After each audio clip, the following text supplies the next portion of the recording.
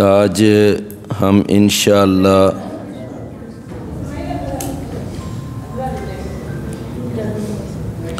سورۃ القیامہ اس کی کچھ آیات انشاءاللہ پڑھیں گے۔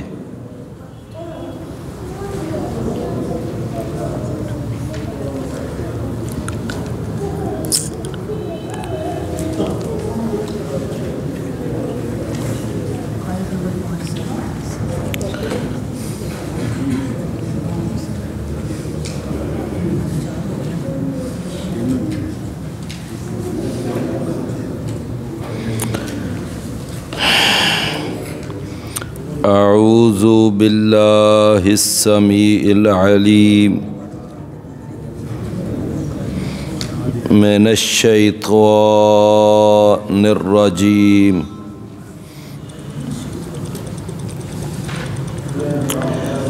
من ہمزہ ونفخہ ونفثہ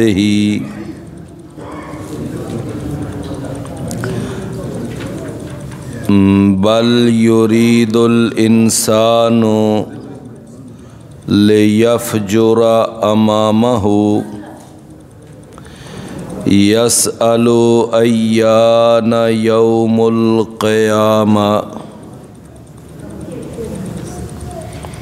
فإذا برق البصر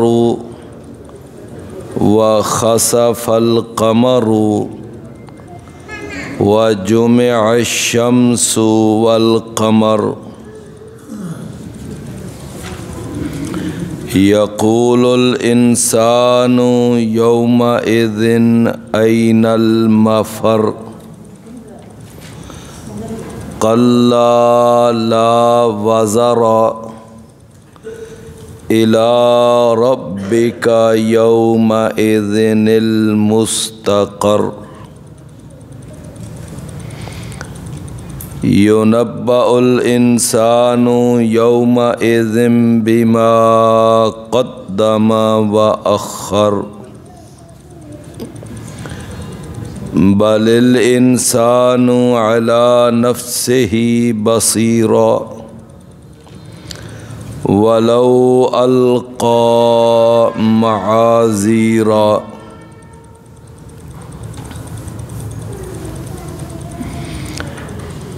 بل یرید الانسان بلکہ ارادہ رکھتا ہے انسان لیفجر کہ وہ گناہ کرتا رہے امامہ اپنے آگے بھی آئندہ آنے والی زندگی میں بھی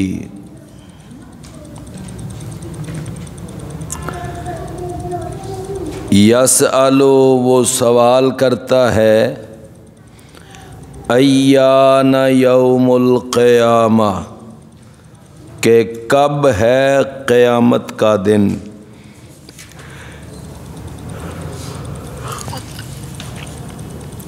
فإذا برق البصر تو جب پتھرا جائے گی آنکھ وخسف القمر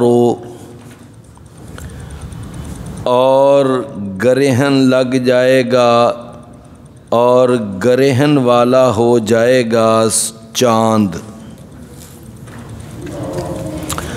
وجمع الشمس والقمر اور اکٹھا کر دیا جائے گا سورج کو اور چاند کو یقول الانسان کہے گا انسان یومئذ اس دن این المفر کہ کہاں ہے کوئی پناہ گاہ کوئی ٹھکانہ الی ربک تیرے رب کی طرف ہی یومئذ اس دن المستقر قرار پکڑنے کی جگہ ہے۔ یُنَبَّأُ الْإِنسَانُ خبر دیا جائے گا انسان، یومئذ اس دن، بما قدم اس بارے میں جو اس نے آگے بھیجا، وَأَخَّرَ اور جو اس نے پیچھے چھوڑا۔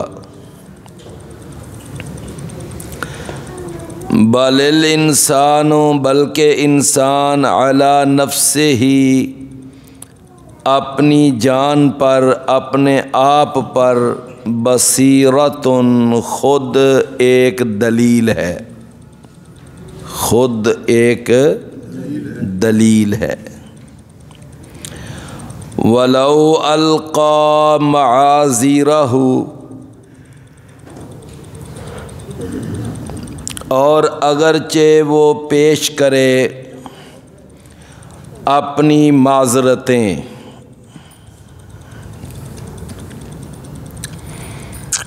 آج جو ہم نے پہلی آیت کریمہ پڑھی ہے، اس میں اللہ تعالیٰ نے انسان کی اس فطری اور طبعی کمزوری کا تذکرہ کیا ہے۔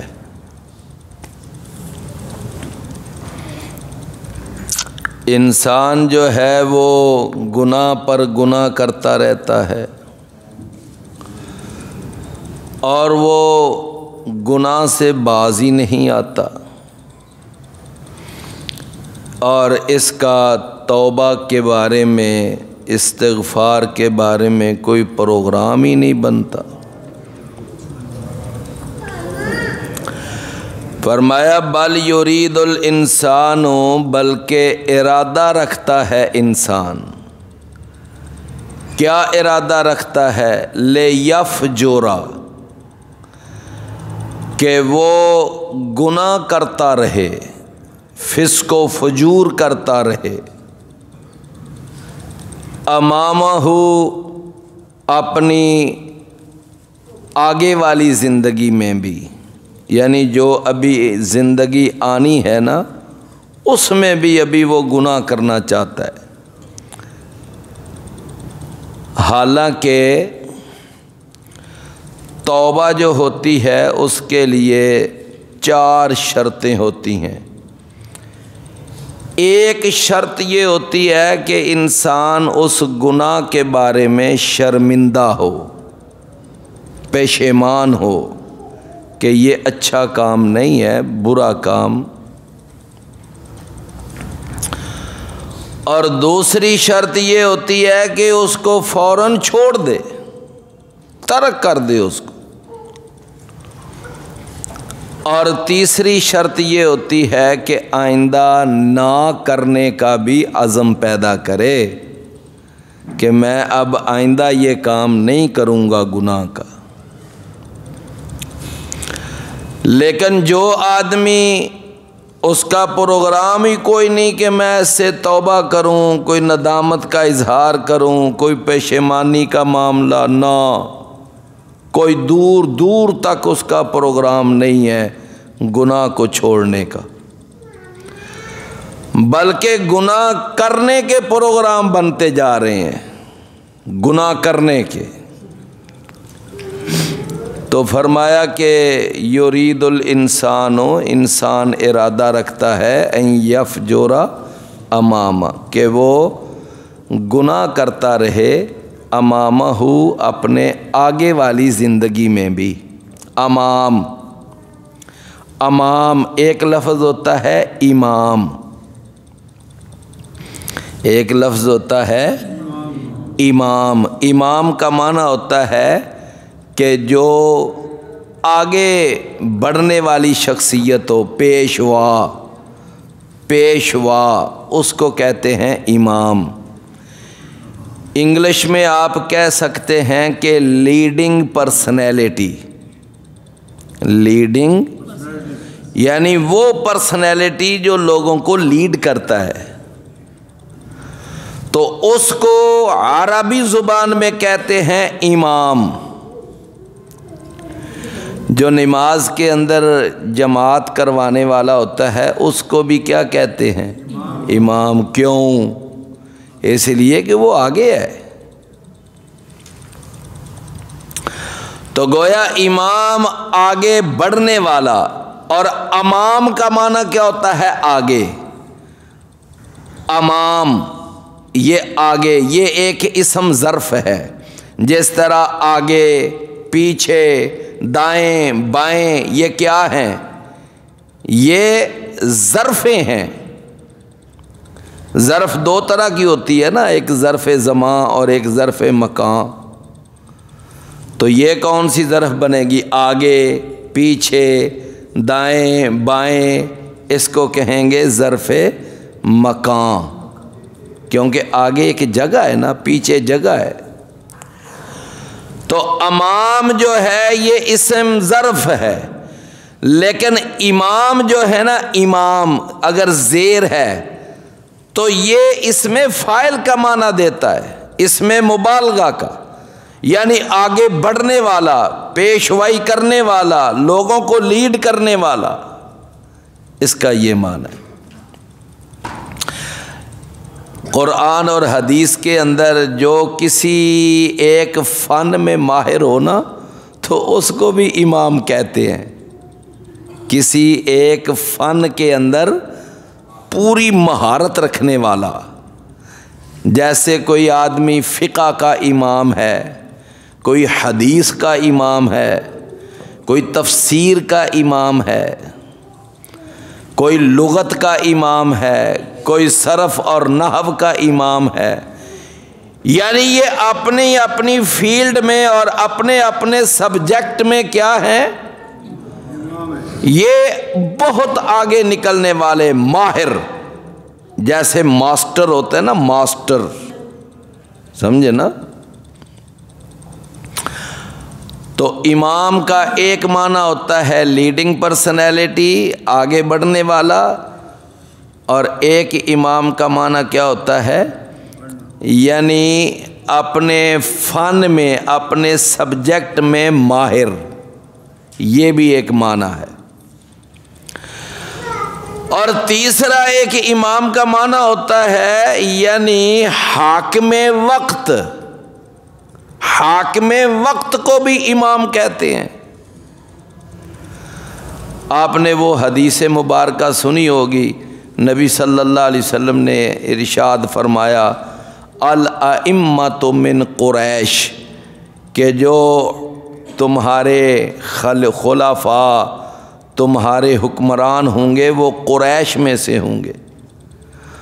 اور یہی حدیث تھی جو سیدنا ابو بکر رضی اللہ عنہ نے اللہ کے نبی صلی اللہ علیہ وسلم کی وفات کے بعد یہ پیش کی تھی، کہ جب انصار اور مہاجرین کے درمیان خلیفے کی تعیناتی کا معاملہ بنا کہ خلیفہ کون بنے گا، انصار چاہتے تھے ہم میں سے خلیفہ بنے، مہاجرین کہتے تھے ہم میں سے بنے، اور مہاجرین میں پھر آگے مسئلہ تھا کہ کون بنے۔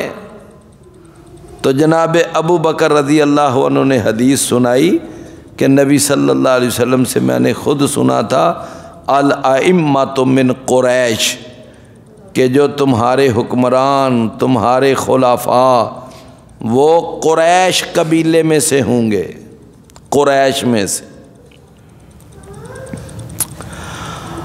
تو بہرحال میں عرض یہ کر رہا تھا کہ یہ جو ہے نا امام کا اور معنی ہے اور امام کا اور معنی ہے۔ تو کیا یہاں پر معنی کریں گے لیفجر امامہ، تاکہ وہ، اچھا ویسے اب چونکہ تھوڑی سی میں بات کر چکا ہوں تو اب میں تھوڑی سی ساتھ اور بھی بات کر دوں تاکہ ایک بات سمجھ آ جائے۔ تو میں نے جہاں تک تحقیق کی ہے نا، تحقیق کی ہے قرآن اور حدیث سے، امام کا ایک معنی مجھے ملا ہے حکمران، سمجھے نا؟ الامام جنۃ یقاتل من ورائہ، کہ تمہارا حکمران تمہاری ڈھال ہوتا ہے، اور اس کی آڑ میں لڑا جاتا ہے۔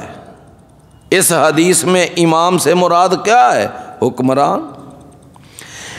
امام لفظ کا دوسرا معنی ہوتا ہے یعنی اپنے فن میں، اپنی فیلڈ میں ماہر، جیسا کہ میں نے بتایا فقہ کا امام، حدیث کا امام۔ ہم جب کہتے ہیں امام ابو حنیفہ، امام مالک، امام شافعی، امام احمد بن حنبل، یہ سب فقہ کے امام تھے۔ امام بخاری، امام مسلم، امام ابو داود، امام ترمذی، امام نسائی، امام ابن ماجہ، امام دار قطنی، امام بہقی، یہ کون تھے؟ یہ حدیث کے امام تھے۔ اسی طرح ایک امام سیبویہ، امام خلیل، یہ لغت کے امام تھے، صرف و نحو کے امام تھے۔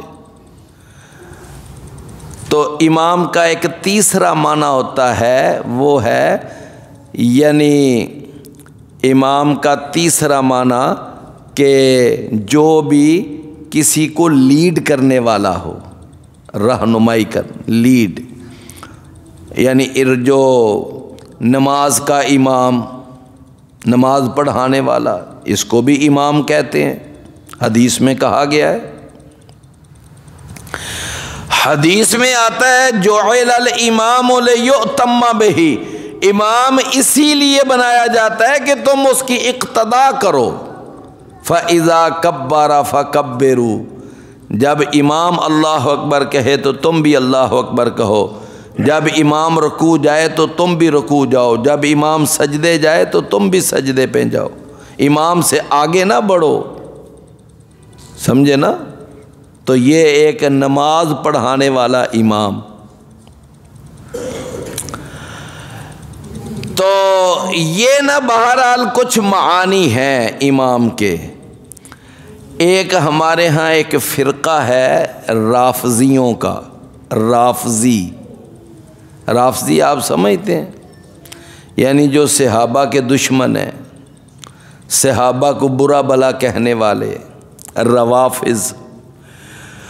ان کا ایک عجیب عقیدہ ہے، وہ کہتے ہیں کہ امام جو ہوتا ہے وہ یعنی عام نارمل طریقے سے پیدا نہیں ہوتا، بلکہ اس کا جو ولادت کا پروسیس ہے وہ بھی عام لوگوں سے ہٹ کر ہوتا ہے۔ امام جو ہوتا ہے وہ اللہ کی ران سے پیدا ہوتا ہے۔ کہاں سے؟ اللہ کی ران سے۔ اور پھر ان کا عقیدہ یہ ہے کہ امام جو ہوتا ہے یہ معصوم ہوتا ہے، اس سے غلطی ہو ہی نہیں سکتی، امام سے غلطی ہو ہی نہیں سکتی۔ بلکہ یہاں تک کہ پھر انہوں نے دلائل اکٹھے کیے، کہتے ہیں کہ نبیوں سے، رسولوں سے غلطی ہو سکتی ہے لیکن امام سے غلطی نہیں ہو سکتی۔ اور یہی وجہ ہے کہ ان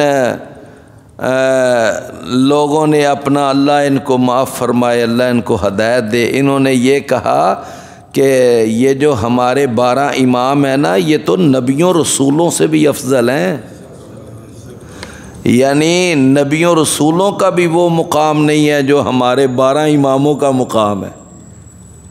وہ 12 امام بنائے ہوئے ہیں، سمجھے نا؟ اسی لیے اپنے آپ کو اثنا عشری کہتے ہیں، اثنا عشری، کہ 12 اماموں کو ماننے والے۔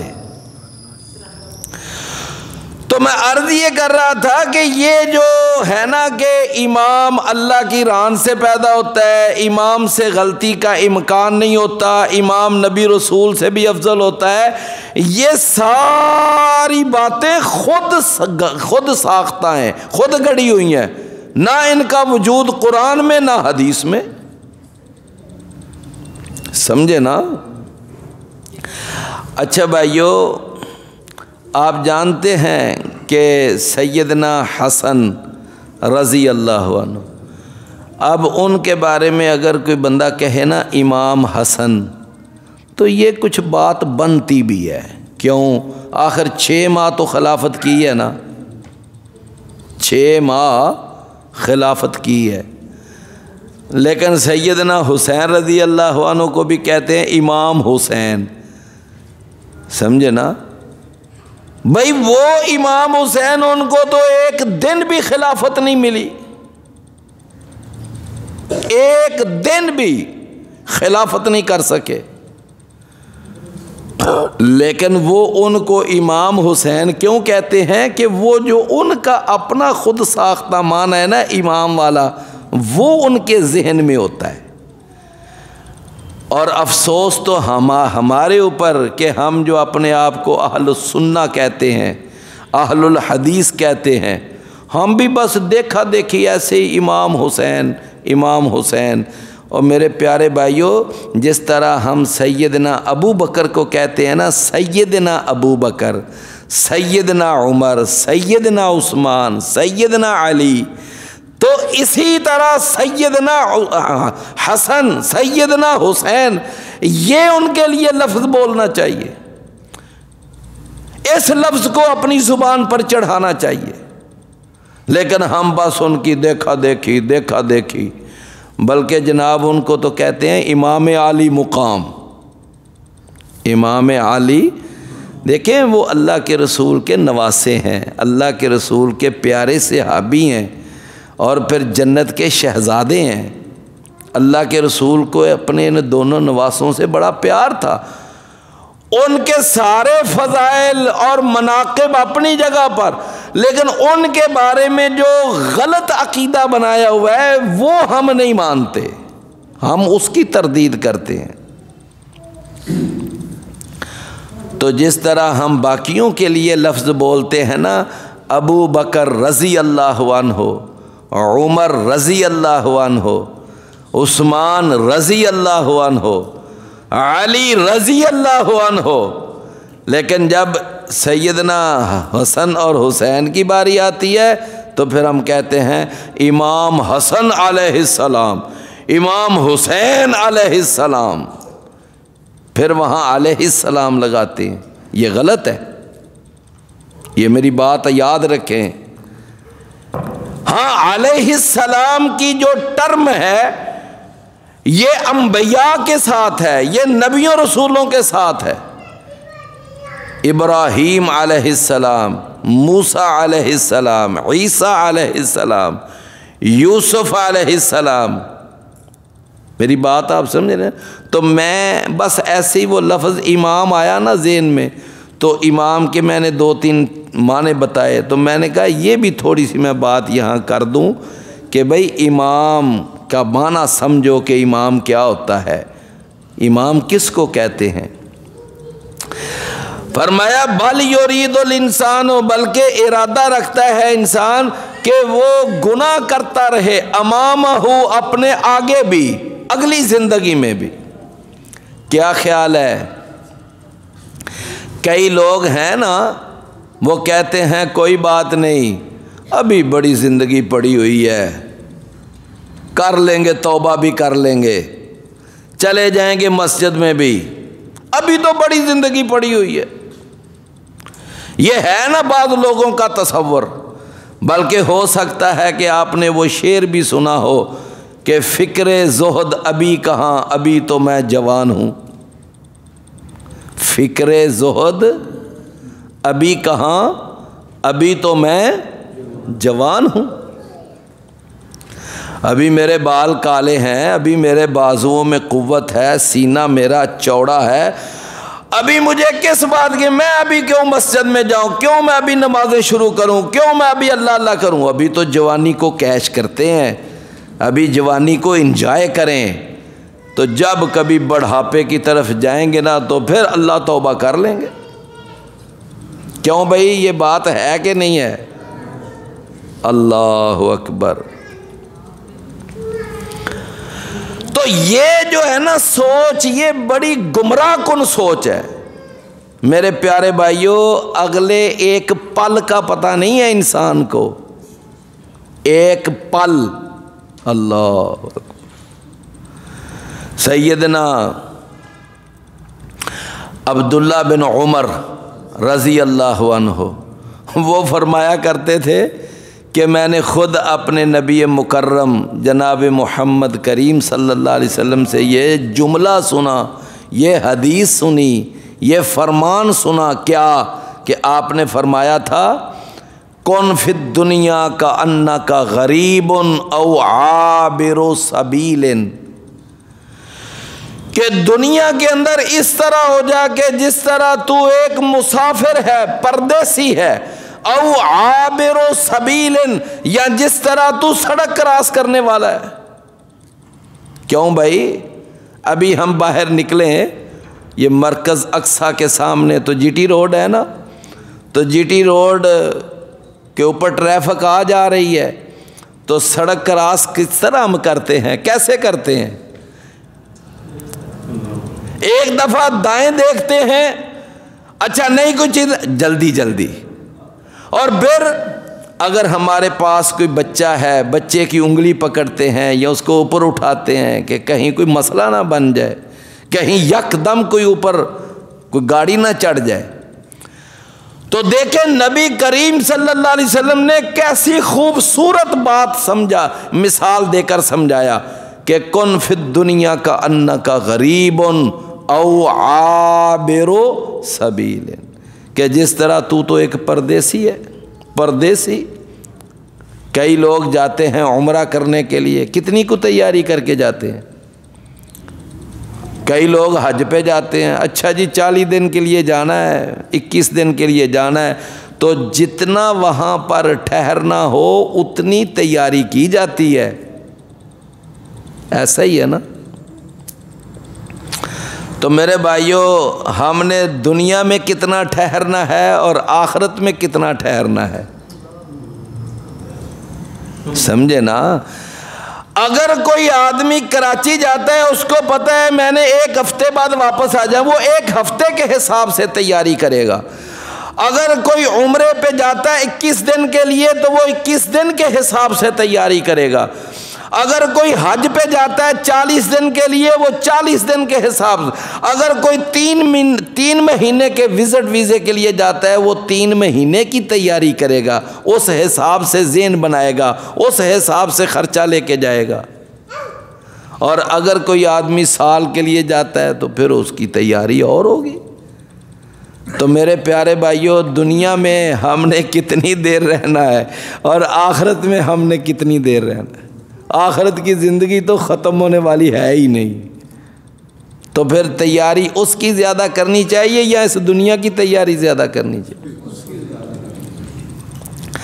لیکن حقیقت بات یہ ہے کہ ہماری صبح سے لے کر شام تک اور شام سے لے کر صبح تک ہماری ساری تگ و دو، ہماری ساری کوششیں، ہماری کاوشیں، ہمارا سارا، ہماری سرگرمیاں، وہ سب کس کے لیے؟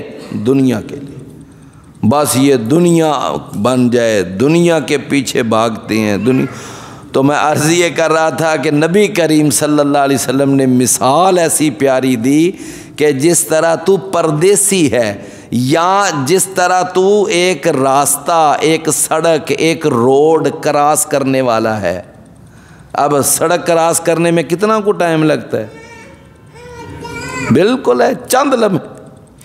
تو میرے بھائیوں، سچی بات ہے کہ موت بھی بالکل ایسے ہی ہے، پتہ ہی نہیں کہ کب انسان کی موت آ جائے۔ ابھی ہم بیٹھے ہوتے ہیں تو جناب یکدم اعلان سن لیتے ہیں، جی فلاں حضرت صاحب قضاء الہی سے وفات پا گئے ہیں۔ بندہ کہتا ہے اچھا اے ہون زور دی نماز تے اساں اکٹھی پڑھی ہے، پتہ ہی نہیں چلتا۔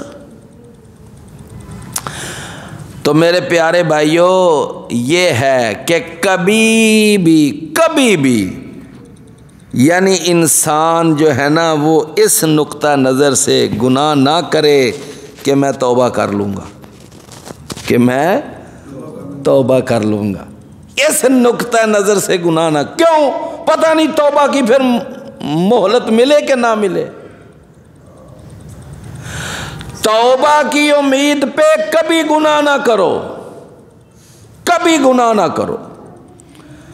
اور میرے پیارے بھائیوں، اسی طرح یعنی یہ ایک بڑی اہم نکتے والی بات ہے کہ بندہ کہتے ہیں میں توبہ کر لوں گا اور گناہ کرتا جاتا ہے۔ یوسف علیہ السلام کے بھائیوں نے جب یوسف علیہ السلام کو مارنے کا پروگرام بنایا تھا تو کیا کہا تھا؟ کہنے لگے بعد میں ہم نیک بن جائیں گے، بعد میں توبہ کر لیں گے، بعد میں ہم صحیح ہو جائیں گے، یہی انہوں نے بھی کہا تھا۔ تو فرمایا انسان یہ ارادہ رکھتا ہے کہ وہ اپنے آگے بھیجے اپنے گناہوں کو، کہ وہ گناہ کرتا رہے اپنے آگے بھی۔ یسأل ایان یوم القیامہ، وہ سوال کرتا ہے، پوچھتا رہتا ہے کہ کب ہے قیامت کا دن۔ قیامت کے دن کے بارے میں اس لیے نہیں پوچھتا کہ اس نے کوئی قیامت کی تیاری کرنی ہے، بلکہ قیامت کے بارے میں یہ سوال پتہ ہے کیوں کرتا ہے؟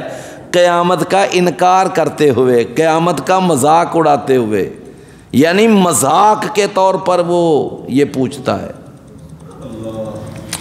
صحابہ میں سے بعض صحابہ نے اللہ کے نبی سے سوال کیا تھا، لیکن ان کا مقصد صرف یہ تھا پوچھنے کا کہ ہمیں پتہ چلے قیامت کب آنی ہے، ہم اس کی تیاری کریں۔ اللہ کے نبی سے ایک صحابی نے پوچھا اللہ کے نبی قیامت کب ہے؟ آپ نے فرمایا کہ تو نے اس قیامت کے لیے تیاری کیا کی ہے؟ یہ تو پوچھ رہا ہے قیامت کب ہے۔ وہ کہنے لگا اللہ کے رسول سچی بات ہے کہ میں تو عام جس طرح لوگ نمازیں پڑھتے ہیں میں بھی نماز پڑھ لیتا ہوں، جس طرح لوگ روزہ رکھتے ہیں میں بھی روزہ رکھ لیتا ہوں، میری ایک زندگی عام زندگی ہے، کوئی خاص بڑے بڑے اعمال نہیں، لیکن ایک بات ضرور ہے۔ وہ کون سی؟ کہ میں اللہ سے محبت کرتا ہوں، میں اللہ کے رسول سے محبت کرتا ہوں، میں ابو بکر سے محبت کرتا ہوں، میں عمر سے محبت کرتا ہوں۔ یہ 4 نام لیے اس نے۔ میں اللہ سے محبت کرتا ہوں، میں اس کے رسول سے محبت کرتا ہوں، میں ابو بکر سے محبت کرتا ہوں، میں عمر سے محبت کرتا ہوں رضی اللہ عنہما۔ تو نبی صلی اللہ علیہ وسلم نے فرمایا پھر تو مطمئن ہو جا کہ المرء مع من احبا، کل قیامت کے دن انسان اسی کے ساتھ ہوگا جس کے ساتھ وہ محبت کرتا ہے۔ آپ نے فرمایا تو مطمئن ہو جا۔ اسی طریقے سے کئی ایسے کافر تھے کہ وہ آ کر مذاق اڑاتے کہ اے محمد صلی اللہ علیہ وسلم تو ہمیں آئے روز دھمکی دیتا رہتا ہے قیامت آئے گی قیامت آئے گی، کدھر ہے تیری قیامت؟ آ کیوں نہیں رہی؟ لے آنا اپنی قیامت۔ مذاق اڑاتے، سمجھے نا؟ اللہ وَيَقُولُونَ مَتَىٰ هَٰذَا الْوَعْدُ إِن كُنتُمْ صَادِقِينَ۔ فرمایا فَلَمَّا رَأَوْهُ زُلْفَةً سِیئَتْ وُجُوهُ الَّذِینَ كَفَرُوا، کہ جب جہنم ان کے سامنے آ جائے گی نا تو لگ پتا جائے گا، اس وقت لگ پتا جائے گا ان کو۔ فرمایا یسأل ایان یوم القیامہ فَإِذَا بَرِقَ الْبَصَرُ، جب آنکھ پتھرا جائے گی، وَخَسَفَ الْقَمَرُ، اور یہ جو چاند ہے یہ گرہن والا ہو جائے گا۔ گرہن والا تو اب بھی ہوتا ہے کہ نہیں؟ کبھی نہ کبھی گرہن لگتا ہے، اخباروں میں بھی آتا ہے، خبروں میں بھی بتاتے ہیں کہ آج اتنے بج کر اتنے بجے یعنی چاند کو گرہن لگے گا، سورج کو گرہن لگے گا، لگتا ہے نا؟ لیکن اس گرہن میں اور قیامت کے دن جو چاند کو گرہن لگنا ہے اس میں فرق ہے۔ کیا فرق ہے؟ فرق یہ ہے کہ اب چاند کو یا سورج کو گرہن لگتا ہے تو وہ عارضی طور پر ہوتا ہے، وقتی طور پر ہوتا ہے، تھوڑی دیر کے لیے ہوتا ہے، بعد میں پھر اس کی روشنی بحال ہو جاتی ہے۔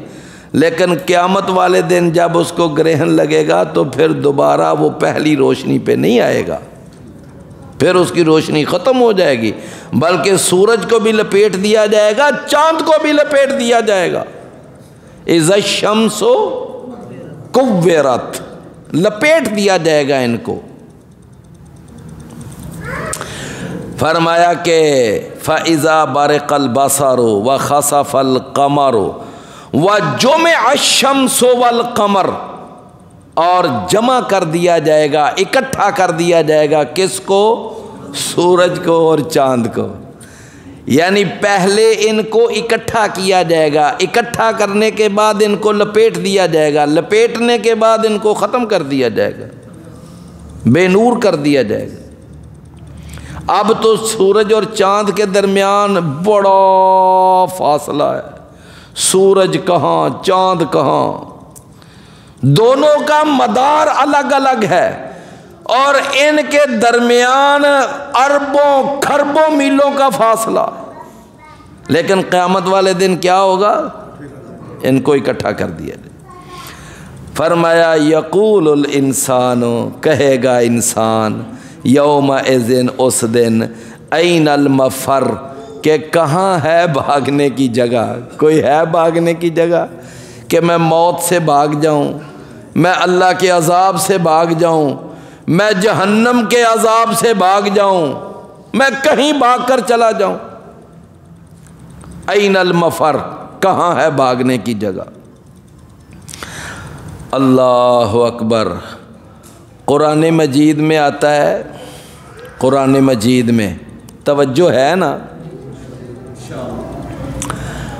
اللہ نے فرمایا کہ یاد رکھو، اینما تکونوا یدرککم الموت، اینما تکونوا یدرککم الموت، کہ تم جہاں بھی چلے جاؤ موت تمہیں آ جائے گی۔ فرمایا کہ وَلَوْ كُنْتُمْ فِي بُرُوجٍ مُشَيَّدَةٍ، بڑے بڑے چونا گچ قلعوں میں چلے جاؤ، بڑے بڑے چونا گچ کیے ہوئے محلات میں چلے جاؤ، لیکن موت نے آنا ہے تو اس نے آ جانا ہے، جو مرضی کر لو۔ آج کل آپ نے دیکھا ہوگا کہ بعض لوگ جناب یہ بڑے بڑے رئیس زادے، وہ اپنی کوٹھیاں بنواتے ہیں، اپنے بنگلے بنواتے ہیں، اپنے محلات تعمیر کرواتے ہیں، تو جناب اس میں خبریں آتی ہیں کہ وہ ساری کوٹھی، سارا محل انہوں نے بلٹ پروف بنوایا ہے، وہاں پر گولی اثر نہیں کر سکتی، وہاں پر کوئی بڑے سے بڑے یہ گولے ہیں نا وہ بھی اس پر اثر نہیں کر سکتے، اس طرح کی انہوں نے یعنی بلڈنگ بنائی ہے، اس طرح کا۔ ابھی میں نے چند دن پہلے میں نے پڑھا کہ وہ آیا خبروں میں کہ فلاں ایک سیاستدان ہے، تو اس نے اپنی ساری کوٹھی کے سارے جو شیشے لگوائے ہیں سارے بلٹ پروف، ہاں جی، سارے شیشے اس نے بلٹ پروف لگوا دی۔ لیکن میرے بھائیوں کیا خیال ہے، جب موت نے آنا ہے تو پھر جتنے مرضی بلٹ پروف آ جانا ہے اس نے، سمجھے نا۔ فرمایا یومئذ این المفر، کہاں ہے بھاگنے کی جگہ؟ سورہ الاحزاب، وہاں اللہ نے ارشاد فرمایا کہ یہ منافق جو تھے نا یہ جہاد سے بھاگتے تھے، جہاد پہ جائیں گے مر جائیں گے، موت آ جائے گی، جی تو چاہتا ہے کہ میں بھی شہید ہو جاؤں، لیکن سنا ہے وہ سالے جان سے مار دیتے ہیں۔ بعض لوگوں کو اس طرح کی شہادت چاہیے ہوتی ہے کہ مریں بھی نہ لیکن شہید بھی بن جائے۔ تو منافقین جو تھے وہ موت سے ڈرتے ہوئے جہاد پہ نہیں جاتے تھے، وہاں جائیں گے مر جائیں گے۔ تو اللہ تعالیٰ نے قرآن میں سورہ یعنی الاحزاب میں فرمایا کہ بہانے کیا بناتے تھے؟ بہانے یہ بناتے تھے کہ ہمارے گھر غیر محفوظ ہیں، ہم اپنے گھروں کو اکیلا چھوڑ کر نہیں جا سکتے، پیچھے سیکیورٹی کا بڑا معاملہ ہے، سیکیورٹی ایشوز ہیں، یہ وہ اپنے بہانے پیش کرتے۔ اللہ تعالیٰ نے قرآن میں فرمایا وَيَقُولُونَ إِنَّ بَيُوتَنَا عَوْرَةٌ وَمَا هِيَ بِعَوْرَةٍ، حالانکہ بالکل ان کے گھروں کا یہ معاملہ نہیں جس طرح وہ بیان کرتے ہیں۔ فرمایا ان یریدون الا فرارا، اصل بات یہ ہے کہ یہ جہاد سے بھاگنا چاہتے ہیں۔ لیکن آگے ہی اللہ نے فرمایا کہ تم کہیں بھی بھاگ کر چلے جاؤ، موت تمہیں آ کر رہے گی۔ قل لن ينفعكم الفرار ان فررتم من الموت، کہ تم اگر موت سے بھاگو گے بھی، جہاں بھی بھاگ کر چلے جاؤ گے، موت تمہارا پیچھا کرے گی۔ کیوں بھائی؟ تو اللہ تعالیٰ نے ان منافقوں کے بارے میں یہ سمجھایا، فرمایا کلا لا وزر، ہرگز نہیں، لا وزر نہیں ہے کوئی جائے پناہ، وزرا کا وزارا، وزارا وزر، اس کے لغت میں دو معنی ہیں، ایک اس کا معنی ہے پہاڑ اور ایک اس کا معنی ہے قلعہ، اور ایک لفظ ہوتا ہے وزر، واو کے نیچے زیر، اس کا معنی ہوتا ہے گناہ۔ قرآن میں آتا ہے نا لا تازر وازرۃ وزر اخری، کوئی جان کسی دوسری جان کا بوجھ یعنی گناہ نہیں اٹھائے گی، سمجھے نا؟ تو وزر کا معنی کیا ہوتا ہے؟ بوجھ، اور کون سا بوجھ؟ گناہ کا بوجھ۔ اور وزر کا معنی کیا ہوتا ہے؟ پہاڑ، قلعہ۔ فرمایا کوئی جائے پناہ نہیں ہے، الی ربک یومئذ المستقر، تیرے رب کی طرف ہی اس دن قرار پکڑنے کی جگہ ہے، وہاں ہی جانا ہے۔ اور سورۃ الرحمن کی بڑی مشہور آیت، یا معشر الجن والانس ان استطعتم ان تنفذوا من اقطار السماوات والارض فانفذوا لا تنفذون الا بسلطان، اے جنوں اور انسانوں کی جماعت، ہم تمہیں چیلنج کرتے ہیں کہ زمین اور آسمان کے کناروں کو ذرا پھلانگ کر دکھاؤ، ذرا بھاگ کر تو دکھاؤ۔ کہاں بھاگ کے جاؤ گے؟ یا معشر الجن والانس ان استطعتم ان تنفذوا من اقطار السماوات والارض فانفذوا، بھاگ کر دکھاؤ، لا تنفذون الا بسلطان، تم نہیں ان کناروں کو پھیلانگ کر جا سکتے مگر بہت بڑی قوت کے ساتھ، اور وہ قوت تمہارے پاس ہے ہی نہیں۔ کون سی قوت کہ جو اللہ کو بے بس کر دے؟ کیا ایسی قوت ہے کسی مائی کے لال کے پاس؟ فرمایا کلا لا وزر الی ربک یومئذ المستقر، ینبأ الانسان، خبر دے دی جائے گی انسان کو، یومئذ اس دن، بما قدم و اخر، اس بارے میں جو اس نے آگے بھیجا، نیکیاں کیں یا برائیاں کیں، جو وہ اعمال کر کر کے آگے بھیجتا رہا، قیامت والے دن اس کا اعمال نامہ سامنے رکھ دیا جائے گا، لو یہ ہے جو تو نے دنیا میں کام کیے۔ وَأَخَّرَ، اور جو وہ پیچھے چھوڑ کر آیا۔ اللہ، بعض اوقات ایسا ہوتا ہے، توجہ ہے نا، بعض اوقات ایسا ہوتا ہے بندہ مر جاتا ہے لیکن اس کی نیکی نہیں مرتی۔ کیا مطلب ہے بھلا اس کا؟ بندہ مر جاتا ہے لیکن اس کی نیکی نہیں مرتی۔ مسجد بنا گیا، مدرسہ بنا گیا، اپنے طلباء پیچھے پیدا کر گیا، کتاب لکھ گیا، کوئی کنواں لگا کے چلا گیا، مسجد میں پنکھے لگوا کے چلا گیا، ٹوٹیاں لگوا کے چلا گیا، صفے بچھا کے چلا گیا، کوئی نیکی والا صدقہ جاریہ والا کام کر کے چلا گیا، وہ خود تو مر گیا لیکن نیکیاں وہ زندہ ہیں، نیکیاں ابھی بھی جاری ہیں۔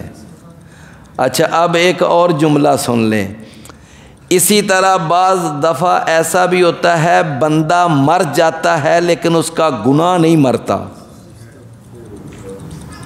کیوں بھی بات سمجھ آئی؟ بندہ مر جاتا ہے لیکن اس کا گناہ نہیں مرتا، گناہ پیچھے سے جاری ہے۔ کیا خیال ہے؟ اگر کوئی بدبخت دنیا میں اپنے ہاتھ سے کوئی مزار بنا کے چلا گیا، کوئی دربار بنا کے چلا گیا، کوئی اس طرح کا آستانہ بنا کے چلا گیا، اب وہ تو چلا گیا لیکن وہاں شرک ہو رہا ہے، وہاں سجدے ہو رہے ہیں، وہاں ماتھے ٹیکے جا رہے ہیں، غیر اللہ کی نظر و نیاز بانٹی جا رہی ہے، وہاں لوگ جا کر طواف بیٹھتے ہیں، وہاں پر لوگ جا کر مجاور بن کر بیٹھتے ہیں، وہاں عرس ہوتے ہیں، وہاں میلے ہوتے ہیں، ناچ گانا ہوتا ہے، وہاں ڈھول ڈمکا ہوتا ہے، یہ سارا یہ کت خانہ وہاں پر ہوتا ہے۔ وہ تو مر گیا لیکن اس کا گناہ وہ نہیں مرا۔ کیوں بھائی؟ بات سمجھ آئی نا؟ اور بعض اوقات ایسا بھی ہوتا ہے کہ بندہ مر گیا لیکن اس کا پیچھے چھوڑا ہوا، آپ دیکھیں کتنے ایسے اداکار وہ فلمیں بنا کر ظالم چلے گئے، اب بھی ان کی فلمیں چل رہی ہیں، لوگ فلمیں دیکھ رہے ہیں، تو کیا خیال ہے ان کے کھاتے میں گناہ لکھا جا رہا ہے کہ نہیں لکھا جا رہا؟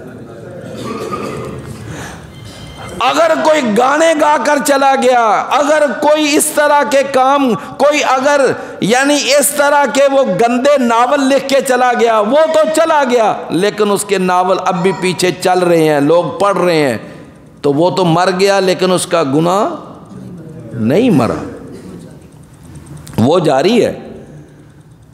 آج لوگ دیکھ لیں ٹک ٹاک بنا رہے ہیں اور پتہ نہیں کیا سے کیا مصیبتیں۔ اب کیا خیال ہے جب یہ مر جائیں گے تو وہ جو یوٹیوب ہے یا فیس بک ہے وہاں پر یہ سارا کچھ ختم ہو جائے گا؟ اچھا جی یہ مر گیا ہے، چلو اب اس کی ساری ٹک ٹاک بھی ختم، اس کی ساری موویاں ختم، اس کے سارے ڈرامے ختم، فلمیں ختم، نو وہ چلتا رہنا ہے۔ تو گناہ نہیں مرتا۔ بعض اوقات بندہ مر جاتا ہے لیکن گناہ نہیں مرتا، بندہ مر جاتا ہے لیکن نیکی وہ نہیں مرتی۔ یہ ہے وہ اخر۔ کہ میری بات آپ سمجھے؟ ما قدم و اخر، یہ اخر کا مطلب سمجھ آیا نا؟ یہ وہ گناہ ہیں اور وہ نیکیاں ہیں جو مرنے کے بعد بھی جاری رہتی ہیں، سمجھے نا؟ یونبأ الانسان، خبر دیا جائے گا انسان، یومئذ اس دن، بما قدم جو اس نے آگے بھیجا، واخر اور جو وہ پیچھے چھوڑ آیا۔ بل الانسان، بلکہ ہر انسان، علی نفسہ ہی، اپنے آپ پر، بصیرۃ، خود گواہ ہے۔ قیامت کا دن ہوگا، انسان کہے گا اپنے اللہ سے، یا اللہ آج میں اپنے نفس کے علاوہ کسی اور کی گواہی کو قبول نہیں کروں گا۔ اللہ فرماتا ہے پھر ہم ان کے منہوں پر مہر لگا دیں گے، پھر ان کے ہاتھ بولیں گے، ان کے پاؤں بولیں گے، ان کے چمڑے بولیں گے۔ تو جب پھر اللہ ان کی زبان کو کھولے گا نا، بات کرنے کی اجازت دے گا، تو پھر وہی اپنے اعضاء کو ڈانٹے گا، وہ کہے گا ظالمو تمہارے لیے تو میں سارے کام کرتا رہا اور آج تم ہی میرے خلاف بول رہے ہو۔ بل الانسان علی نفسہ ہی، اپنے آپ پر خود وہ دلیل ہے، اپنے خلاف وہ خود دلیل ہے۔ ولو القا معاذیرہ، اگرچہ وہ پیش کرے اپنی معذرتیں، اس وقت معذرتیں پیش کرنے کا کوئی فائدہ نہیں ہوگا، سمجھے نا؟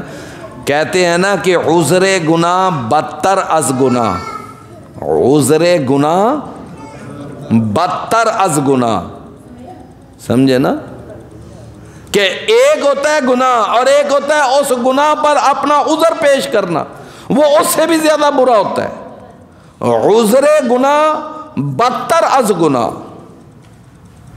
سمجھے بھائیو؟ آگے انشاءاللہ جو آیتیں ہیں نا، لا تحرک بہ لسانک، یہ اگلے سبق میں پڑھیں گے، اور انشاءاللہ اگلے سبق میں سورۃ الفاتحہ کا بھی انشاءاللہ میں تفصیل سے مسئلہ بیان کروں گا، امام کے پیچھے سورۃ الفاتحہ پڑھنے کا مسئلہ، یہ انشاءاللہ اگلے سبق میں تفصیل سے بیان ہوگا۔